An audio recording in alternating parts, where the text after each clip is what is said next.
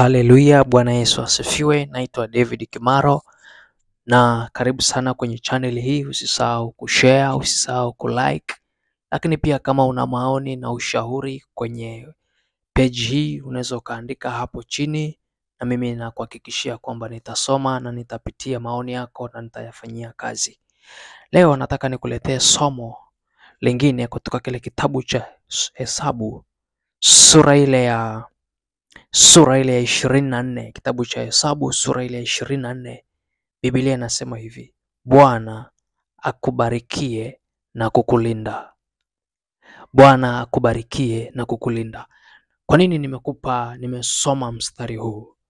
Nataka nikufundishe jambo angalau kwa dakika chache siku ya leo, na unaweza ukashare ujumbe huu kwa rafiki yako na kwa mtu mwingine pia ambaye unahisi ujumbe huu unaweza ukamsaidia. Kwa nini Biblia inazungumza kwamba hapa ni Mungu alikuwa anazungumza na Walawi? Alikuwa anawaambia waweke mikono juu ya wana wa Israeli na wawatamkie haya maneno ya kwamba Mungu awabariki, lakini Mungu awalinde. Sasa nataka nikuonyeshe jambo hapa ya kwamba watu wengi sana tunapoomba kwa habari ya baraka kutoka kwa Mungu au tunapopata baraka kutoka kwa Mungu, huwa tunasahau sana kuomba ulinzi wa Mungu juu ya baraka alizoziachilia kwetu. Kama umemwomba Mungu gari kwa mfano, umemwomba Mungu ujenge nyumba kwa mfano, umemwomba Mungu kazi kwa mfano, umemwomba Mungu ndoa kwa mfano, tukishapata vile vitu, mara nyingi sana tunasahau kuomba ulinzi wa Mungu kwenye maisha ya kwetu. Lakini si tu kwenye maisha ya kwetu, lakini pia kuomba ulinzi wa Mungu juu ya vile vitu Mungu alivyotupa. Tunajisahau sana. Sasa mimi nataka nikuonyeshe umuhimu wake. Kwa nini Biblia hapa inasema Mungu akubariki na kukulinda? Ni kwa sababu kila baraka unayoipata ina vita yake. Baraka yoyote ile utakayoipata ina vita yake. Na baraka maana yake ni nini? Baraka maana yake ni kuongezeka. Baraka maana yake ni kuongezeka. Kwa hiyo unapoona unaongezeka, unakuwa, kuna vitu unaomba kwa Mungu unavipata. Labda umepata kazi, umepanda cheo kazini, mshahara umeongezeka, kuna kitu cha ziada kimeongezeka kwenye maisha yako, hiyo ni baraka. Sasa mara nyingi sana watu wengi wanategemea ya kwamba wanapobarikiwa na Mungu wanafikiri ya kwamba inajitosheleza tu. Wanasahau kuomba ulinzi wa Mungu juu ya baraka zile ambazo wamezipata. Na nataka nikuonyeshe tu kwa nini ni muhimu kuomba ulinzi. Ni kwa sababu kila baraka ina vita yake. Watu wengi sana wanategemea wanapobarikiwa, wanategemea watakapobarikiwa ndo kipindi ambapo vita itaisha kwenye maisha yao. Wanategemea watakapobarikiwa ndo kipindi ambapo watakuwa na amani zaidi kuliko vipindi vingine vyovyote.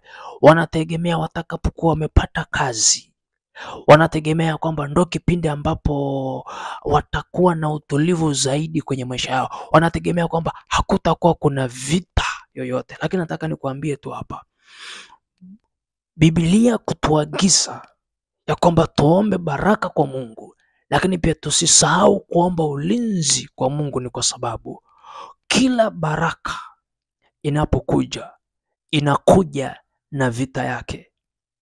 Kila baraka inapokuja inakuja na vita yake. Ndio maana utagundua ya kwamba unapoongezeka, unapobarikiwa, ghafla unajikuta kuna watu walikuwa wanakupenda, ghafla wanaanza kukuchukia.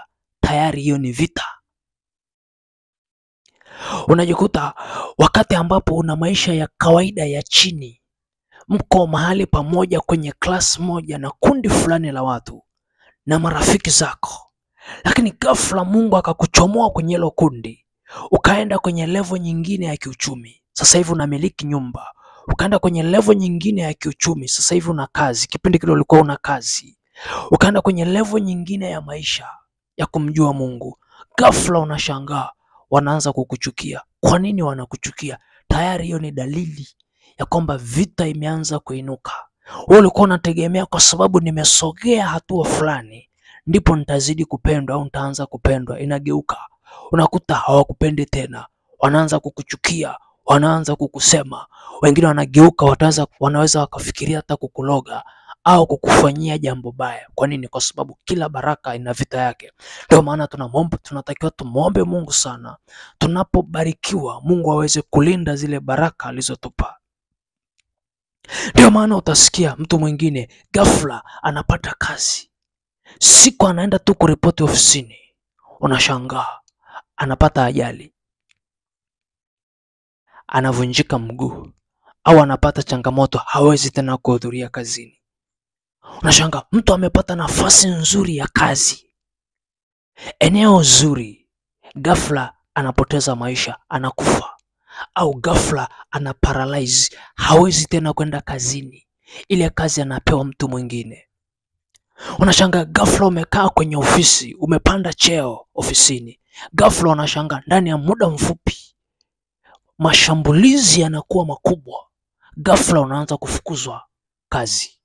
Kwa nini yatokee hayo? Ni kwa sababu unapoomba baraka, maana yake ulikuwa unaomba kubarikiwa, lakini ulikuwa unasahau kuomba ulinzi wa Mungu juu ya baraka aliyokupa. Na watu wengi sana wamejikuta baada tu ya kubarikiwa imani zao zimeanza kuyumba. Baada tu ya kubarikiwa mahusiano yao na Mungu yameanza kuyumba. Kwa nini? Kwa sababu baraka siku zote inahitaji kulindwa. Ile baraka uliyoipata umeshindwa kuiombea ulinzi.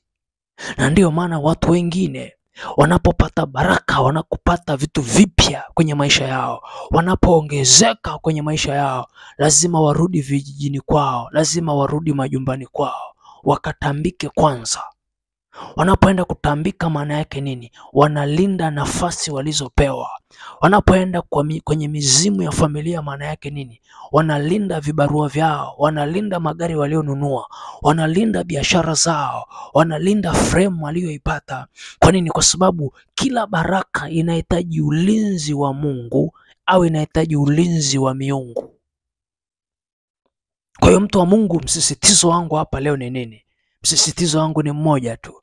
Siku zote unapoomba baraka, hakikisha unaomba na ulinzi juu ya baraka Mungu atakayoiachilia au aliyoiachilia. Siku zote usisahau. Unaweza ukaamua ukaomba ulinzi kwa kutoa sadaka kwa Mungu wako kwenye madhabahu, kwa Mungu wako juu ya kile kitu alichokupa. Tayari huo ni ulinzi unaweka. Unaweza ukaiombea pia ile nafasi Mungu aliyokupa, ili kusudi shetani asije akakunyang'anya kile kitu ambacho Mungu amekupa. Endelea kumpenda Yesu na Mungu akubariki. Amen.